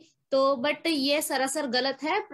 बाबा साहब उनके साथ मिले थे हमारे अछूत लोगों के दुख दर्द उनको बताने के लिए। 4 फरवरी को गांधी, मैं उनके साथ जी नहीं लगाऊंगी क्योंकि मैंने बाली अंकल जी की रंगीला गांधी पढ़ ली अब। तो गांधी और बाबा साहब पुणे में भेंट की थी उन्होंने। और 4 फरवरी 1956 को बाबा साहब ने प्रबुद्ध भारत अखबार शुरू किया था। धन्यवाद जी। परम कैंडा जी से मैं रिक्वेस्ट करूंगा, क्योंकि वो उनके पास भी बहुत सारे क्वेश्चन आए थे बंते जी के लिए, तो लेकिन क्योंकि नेटवर्क के कारण हम वो सवाल ऐसे ही रह गए। तो परम जी, गो अहेड प्लीज। जी, नमो बुद्धा, जय भीम, जय बात सभी सुनने देखने वालों को। यह क्वेश्चन बहुत थे, जैसे उन्होंने आज बहुत दिल में जो हम पहले भी सोचते हैं, हमारे दिमाग में आते हैं, जैसे गुरु रविदास जी, कबीर साहब, वो क्योंकि रहते पहले भी मैं ये क्वेश्चन रेज करता हूँ कि गुरु रविदास जी, कबीर साहब, वो सभी रहते थे, कांची में रहते थे, बनारस में रहते थे, और सारनाथ वहां से कितनी दूर है। तो मैं जहां भी लोग एग्जांपल देता हूं कि आप लोग हमारे गुरु रविदास मंदिर जो बैंकोवर में है, आप लोग 35, 40, 50 इवन के जब नगर कीर्तन होता है तो लोग टोरंटो से, मॉन्ट्रियल से और हजारों मील दूर से आते हैं। तो गुरु रविदास जी और कबीर साहब क्यों नहीं सारनाथ विजिट करते होंगे, और उन्होंने काफी वहां से ज्ञान लिया होगा बनते लोगों से। और बनते जी, आज तो मैं बहुत प्रभावित हुआ हूँ कि वो बनते जी तो ज्ञान का सागर हैं, और हमें ऐसे बनते जी जो पूरा इतिहास जानते हैं, इनको जरूर लाना चाहिए। और हम अगर ऐसा प्रोग्राम पेश करेंगे तो लोग हमारे साथ और भी जुड़ेंगे, और लोगों को ज्यादा से ज्यादा जानकारी मिलेगी हमारे सही इतिहास की। क्योंकि बनते जी तो पूरा जो उन्होंने पढ़ा है, स्टडी किया है, तो वो जब लोगों को पूरा बताएंगे थोड़ा तो। ग्राउंड पता क्यों नेटवर्क काम नहीं कर रहा है, आवाज ही नहीं आ बनते रही जी है। अब ठीक है, आपका नेटवर्क अच्छा चल रहा है, आवाज सुनाई दे रही है आपकी। हाँ, तो तो हम चाहते हैं कि ऐसे ही आप आए, फ्यूचर में भी आए हमारे साथ। तो जो हमें चाहिए, हमें ये बातें चाहिए जो हिस्ट्री है हमारी, सच में जो हिस्ट्री है ये हमें चाहिए लोगों को बताने के लिए। तो आपका बहुत बहुत धन्यवाद है कि आप हमारे प्रोग्राम में आए और जो सच है वो लोगों को के सामने पेश किया आपने। थैंक यू जी वेनेबल। सो वेनेबल, मैं क्योंकि समय हमारा बहुत हो गया, वैसे 1 घंटे का हमारा प्रोग्राम होता है, तो मैं राजेंद्र कैशव जी का और डॉक्टर सदीर जी का बहुत बहुत धन्यवाद करता हूं, क्योंकि आपके जो फर्स्ट जो प्रवचन हैं जो उन्होंने गुरदासपुर में सुने और बहुत वो प्रभावित थे। और जो जैसे सर राजेंद्र जी ने बताया कि जो हमारा एनिवर्सरी, जो फर्स्ट एनिवर्सरी के साथ जो पहला प्रोग्राम हमने आपके साथ शुरुआत की है, तो हम आगे भी इसको जारी रखेंगे, क्योंकि हमें लगता है कि बहुत सारे लोगों के जो क्वेश्चंस हैं वो आप पूरा क्योंकि आप कनेक्ट करते हैं हर चीज के साथ, जो हमारे गुरुओं के साथ। एक बहुत बड़ा क्वेश्चन है, उसके लिए मेरे को लगता है कि आधा घंटा चाहिए। तो वो मैं आपको रिक्वेस्ट करूंगा कि आप अगले जो रविवार हैं, वो हमारी टीम की भी यही रिक्वेस्ट है कि आप नेक्स्ट रविवार को भी हमारे साथ ऐसे कनेक्ट करें। तो फिर 1 घंटे का जो ओनली क्वेश्चन आंसर जो पीरियड है हम रखेंगे। तो छोटा सा प्रवचन के साथ फिर हम उस दिन दम देशना नहीं होगी, लेकिन सवाल जवाब जरूर होंगे। तो मैं सारे जो क्वेश्चंस हैं वो रिकॉर्ड कर लूंगा, तो फिर हम जैसे इसको कंटिन्यू अगले हफ्ते रखेंगे। So venerable at the end if you want to conclude, you can conclude today's दम देशना, और उसके बाद हम आपसे ब्लेसिंग लेंगे। उसके साथ ही आज का जो प्रोग्राम हम यहीं पे समाप्त करेंगे। जी, बहुत बहुत धन्यवाद। आप लोगों ने मुझे यहाँ पर निमंत्रण दिया। आप सभी गणमान्य उपासक हैं जो खुद ही ज्ञान के सागर हैं, लेकिन हम लोगों को भी निमंत्रण देते हैं।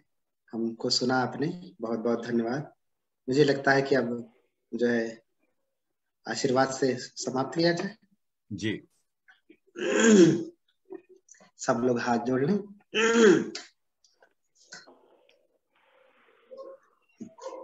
दुख पता चनि दुखा भय पता चनि भया शोक पता चनि शोका हुंतु सभ्ये पिपाणिनो एतावता चाम्हे संभतं पुण्य संपदं सभ्ये देवानुमोदन्तु सब संपत्ति सिद्धिया दानं ददन्तु श्रद्धाय शीलं रक्षन्तु सर्वदा भावना भीरता हुंतु गच्छन्तु देवतागता सभ्ये बुद्धा बलपत्ता पच्चेकानं चयं बलं अर्हन्तानं च तेजेन रखं वन्दामि सभ्यसो आकाशट्ठा च भूमट्ठा देवा नागा महिन्दिका पुण्यं तं अनुमोदित्वा चिरं रक्षन्तु शासनं चिरं रक्षन्तु देशनं चिरं रक्षन्तु तं परन्ति चितं पथितं तुह्यं क्षिपमेव समुद्यतु सभ्ये पुरेन्तु चित्तं संकप्पा चन्दोपन्नरसो यथा।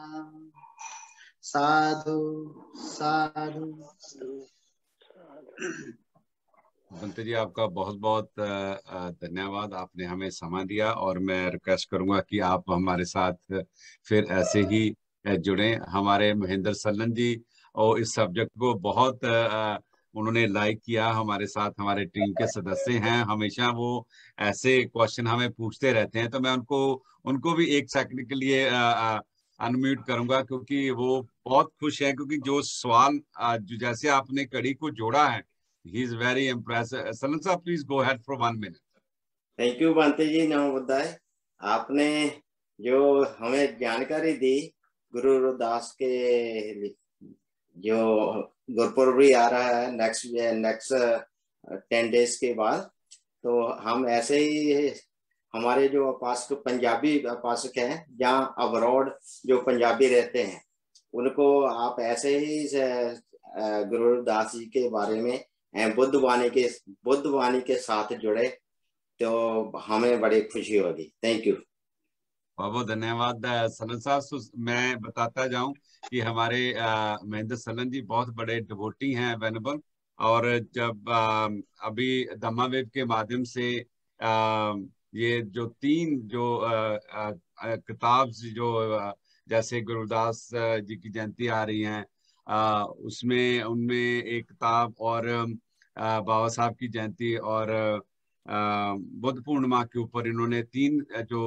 किताबें छपवाई है, और अपने ग्रैंडसन के न्यू बॉर्न ग्रैंडसन की खुशी में, और वो हम 3 जो किताब्स हैं वो हम रिलीज करेंगे on the same day.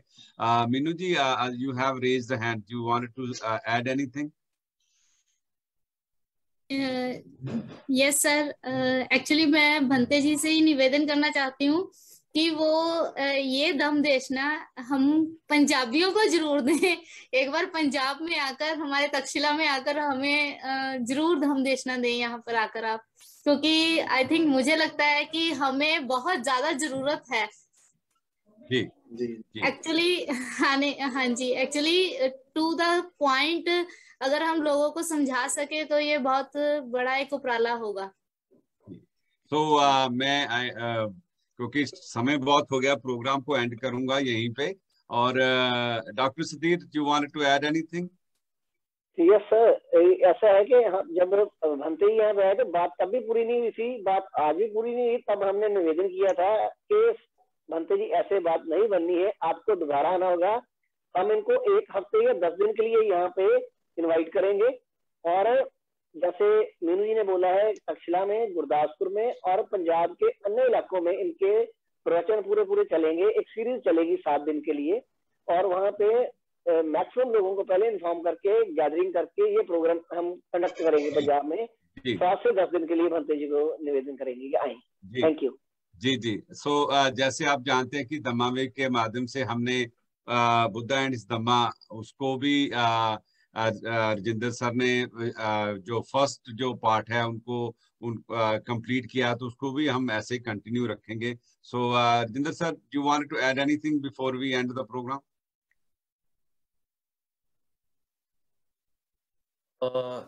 I think you have covered almost all the points, and Bhante ji has actually spoken, I think, in excellent manner, and the issue which he has taken up is very intimately related to the issues which we are facing on the ground there.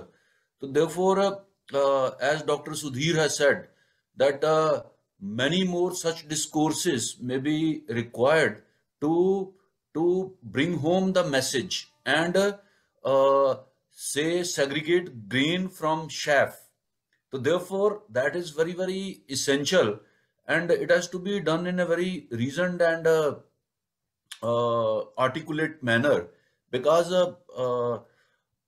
the examples which he has taken from Dhampad are excellent, and they are self-explanatory if with some neutral mind anyone goes through it. And this Buddha and his Dhamma discourse will carry on further. We will complete that, because that is also very good, I think, initiative which Dhamma Wave has initiated. So with these, I think I have nothing more to add. And I once again thank Bhante ji that he has spared time today. I request him again on behalf of Dhamma Wave that next Sunday, if he can again come and join us, we'll carry forward this say Deshna to some concluding point, and we'll cull out some of the important points, because some of the issues which Bhante ji has touched I have noted down in my notepad separately.